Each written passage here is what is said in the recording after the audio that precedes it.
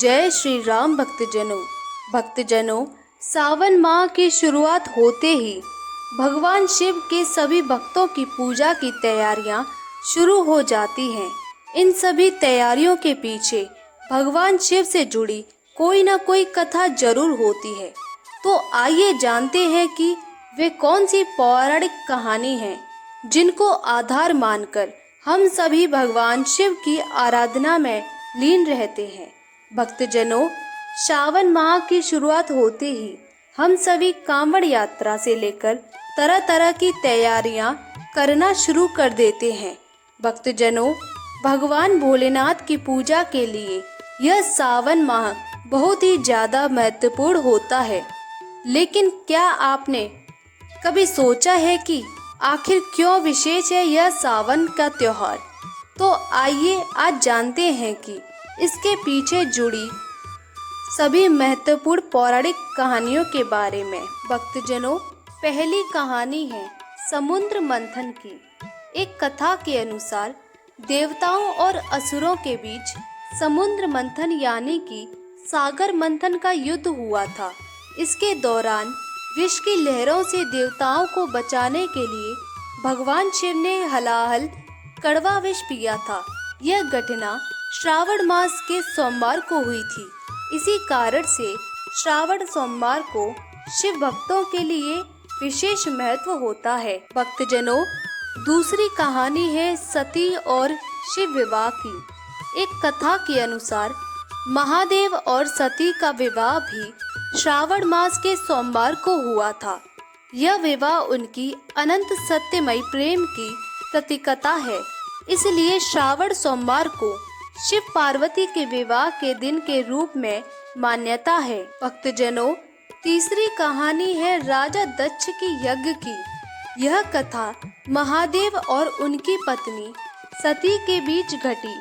एक सोमवार को राजा दक्ष ने ब्रह्मा के यज्ञ में सती को नहीं बुलाया था, जिसकी वजह से सती ने अपने शरीर को आग में दे दिया।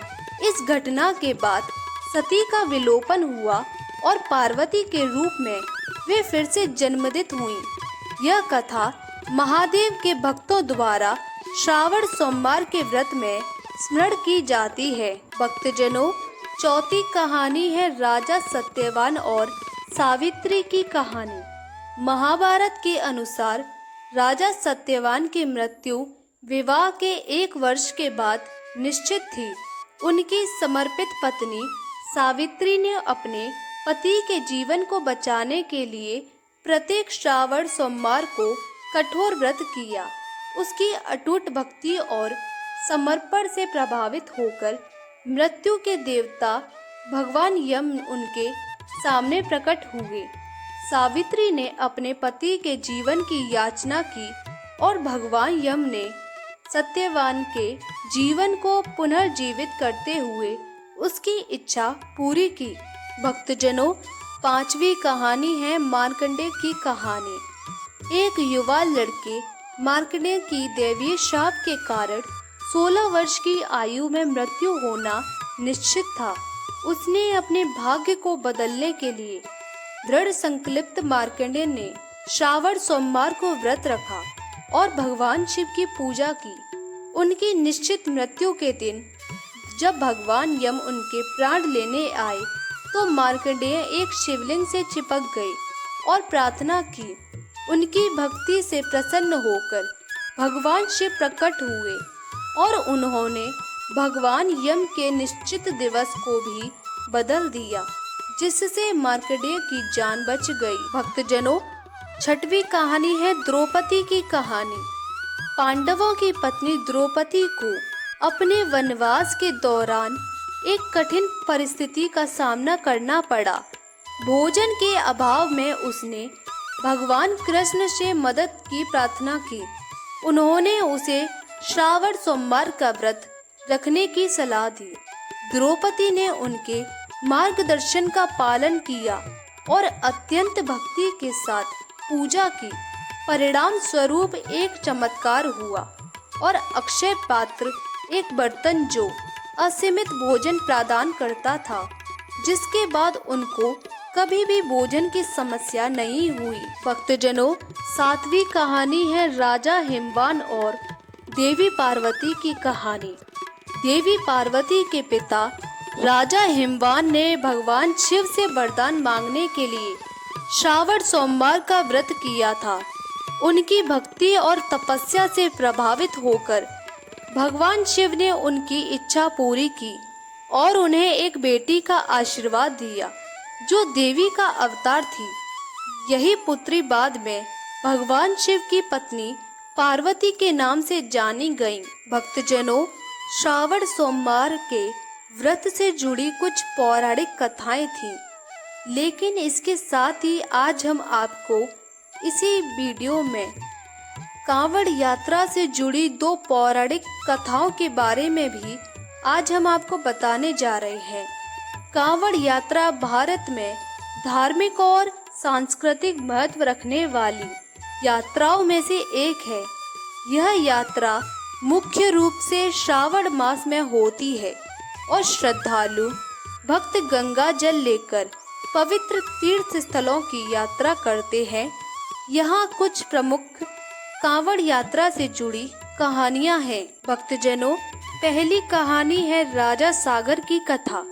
इस कथा के अनुसार राजा सागर ने अपने 60,000 पुत्रों की एक श्राप के कारण मृत्यु हो गई थी, जिस कारण उन्होंने कांवड़ यात्रा का आयोजन किया था ताकि वे सभी पुत्रों को मुक्ति मिल सके।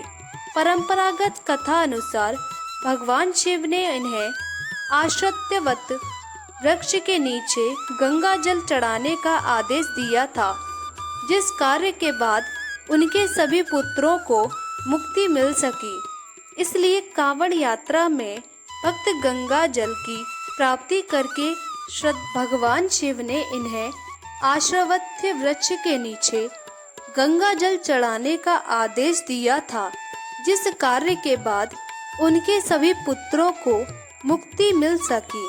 इसलिए कांवड़ यात्रा में भक्त गंगा जल की प्राप्ति करके श्राद्ध की करते हैं। भक्तजनों, दूसरी कहानी है सूर्यवंशी बलवीर की कथा।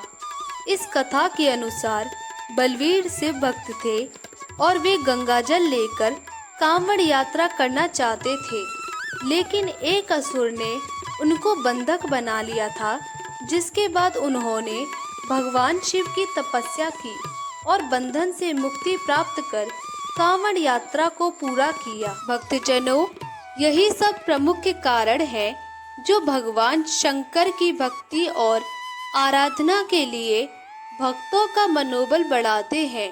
भारत में प्रत्येक वर्ष हम इनकी आराधना के लिए सावन माह के शुरू होते ही तैयारियां शुरू कर देते हैं। भक्तजनों, आशा करती हूँ आप लोगों को यह वीडियो पसंद आई होगी। तो आप लोगों से मेरी विनती है, अगर आप लोगों को यह वीडियो पसंद आई हो, यह जानकारी पसंद आई हो, तो कृपया करके वीडियो को लाइक करना ना भूलिएगा और एक कमेंट में हर हर महादेव जरूर लिखिएगा। चैनल पे पहली बार आए हैं तो चैनल को सब्सक्राइब भी कर लीजिएगा। भक्तजनों, आप लोगों को मेरे चैनल पर रामायण से जुड़ी रोचक कहानियाँ, चौपाइयाँ, छंद, दोहा ये सभी सुनने को मिलेंगी। तो आप लोग हमारे चैनल को सब्सक्राइब भी कर लीजिएगा। धन्यवाद।